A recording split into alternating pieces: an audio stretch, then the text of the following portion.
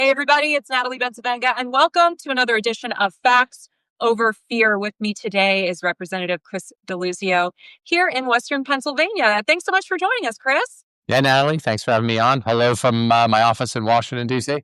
Awesome. Well, it's great for you to be here.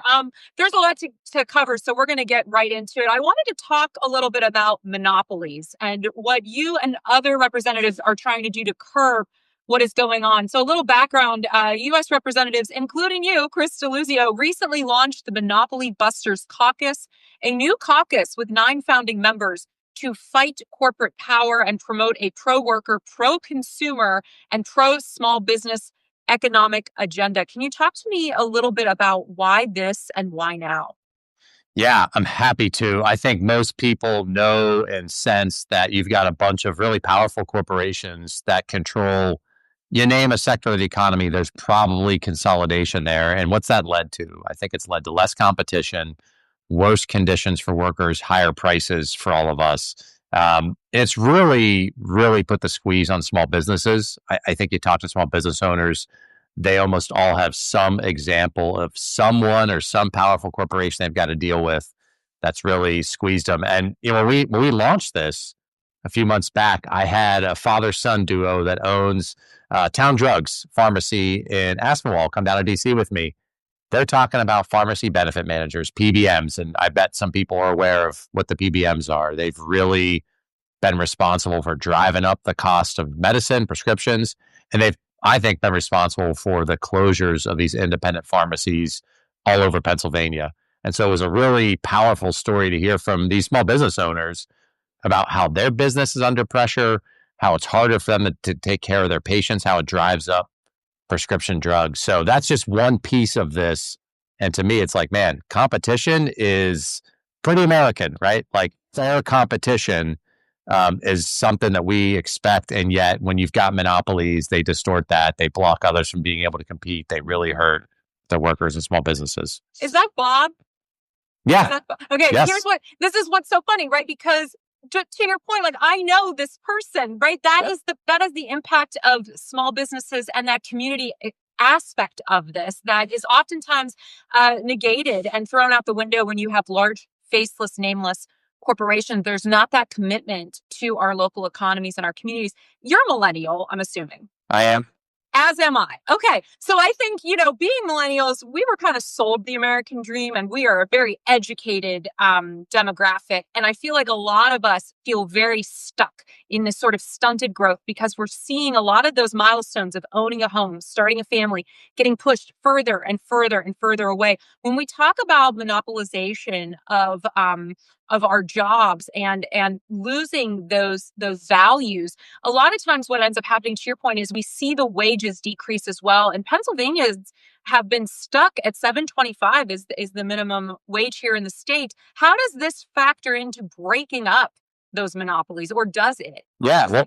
Well, think about, right, when you've got a monopoly or companies or corporations that have wield that kind of power, all the things we talked about, making it harder for workers to demand decent pay and benefits, driving up costs for consumers. They also then have power to wield in Washington and in Harrisburg, right? It translates that economic power into political power.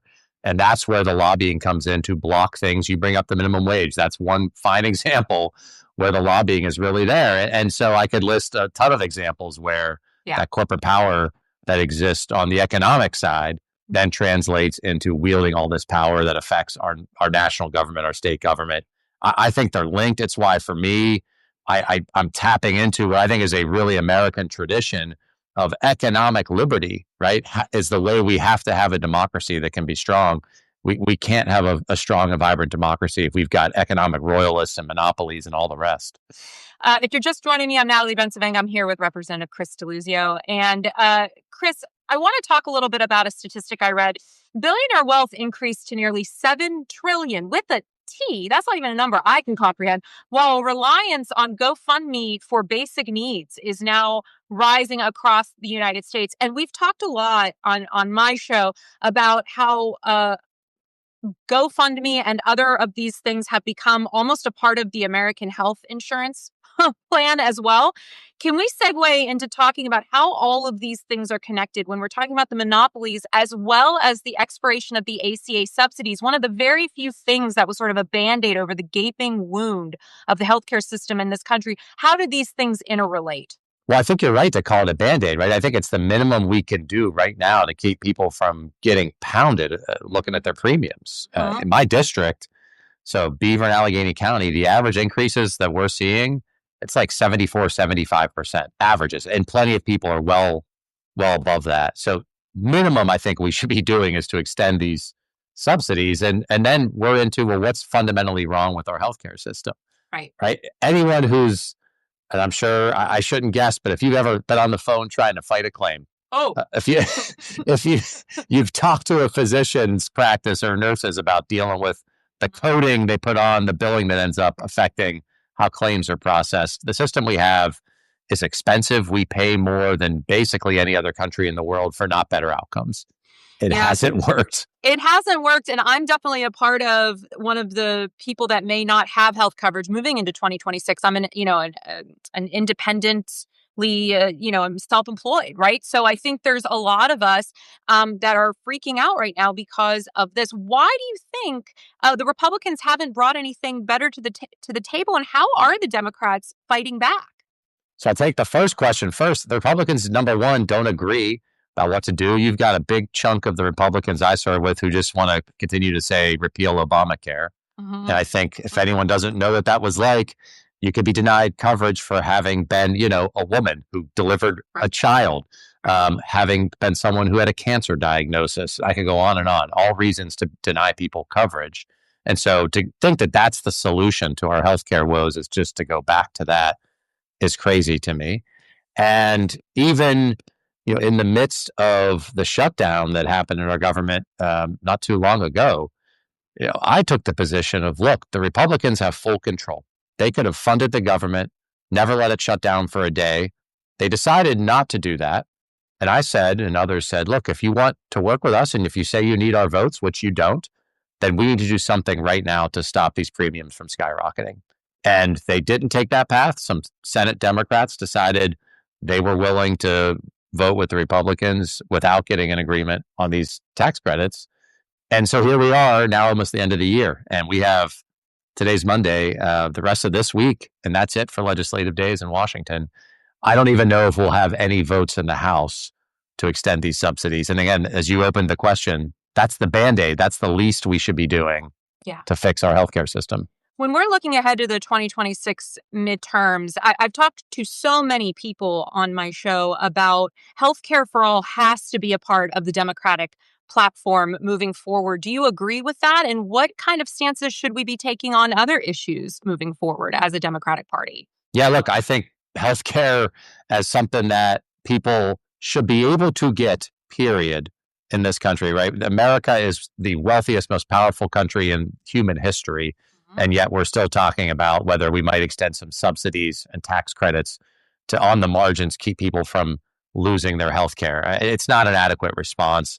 I've been a co-sponsor on the bill since it was introduced in my first term. And yet, to me, my approach here is, look, like, if the next thing that we can accomplish is a public option, if the next thing is expanding Medicare, whatever the next thing is, like, let's get the majorities and do that and keep pushing to get to full coverage for folks. Because what we have now, as I said, we pay more than essentially every other industrialized country, and we don't have better outcomes. I don't think this system is working as well as it should, and we're all paying for it, whether you're paying for it because someone shows up in the emergency room who couldn't afford basic care, or you're paying for premiums and out-of-pocket costs. We are all paying for the system right now. Yeah, and I just have a couple more questions. I know we have a time crunch here. When we're talking about exactly what you said, whatever we can push through, right? If we can regain control and continue on, because the people in power currently, the Trump regime, has been incredibly destructive to our Constitution, but also to many individuals, like representatives like you.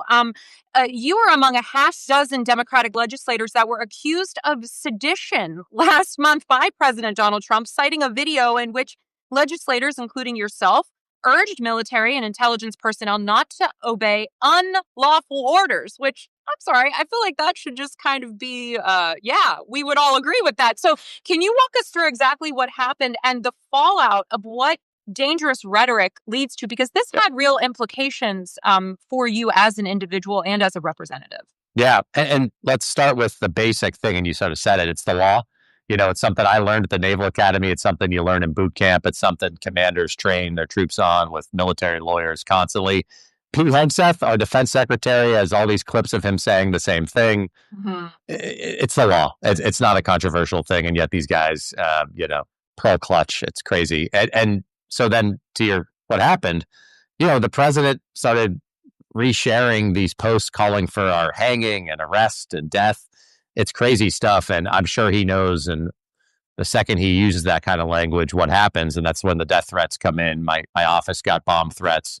I know some of my other colleagues experienced similar things. And, what something disappointed me and something also gave me a lot of hope. The disappointing thing was, most of my Republican counterparts in the Congress had nothing to say when they had plenty to say, right, of the attempted assassination of Donald Trump, even the attempted assassination of our own governor, Josh Shapiro, the killing of Charlie Kirk, right? There has been political violence that folks correctly condemn.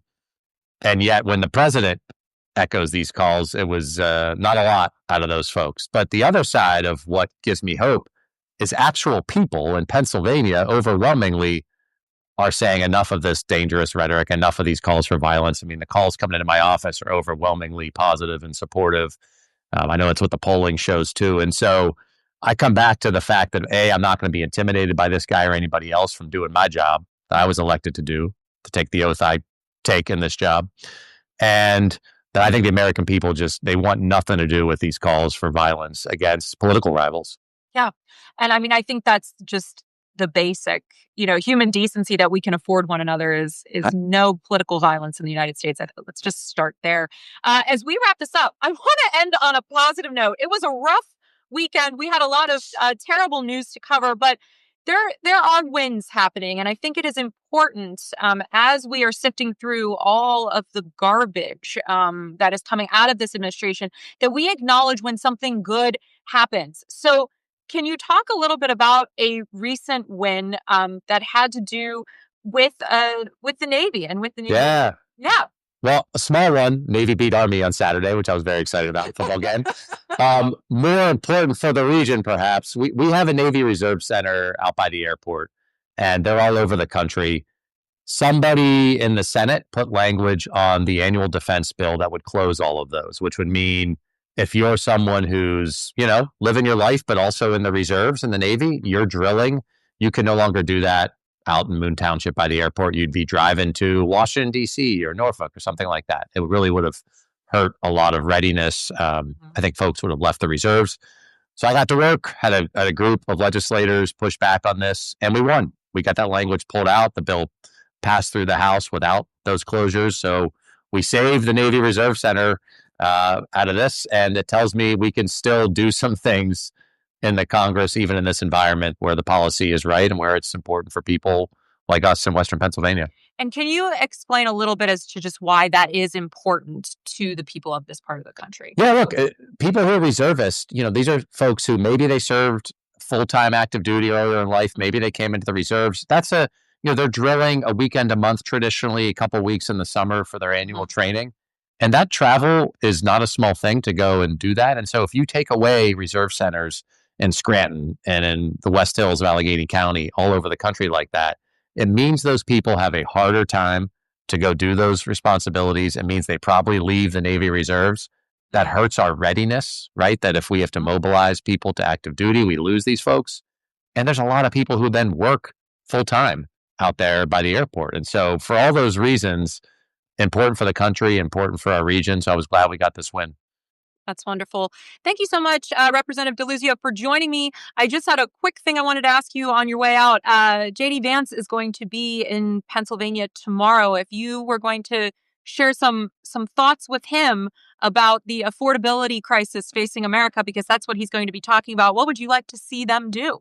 Well, I guess number one, he should say it's not a hoax, which Donald Trump seems to be telling us, There we go. The rising costs are, or he's telling us he thinks it's a hoax. It's crazy.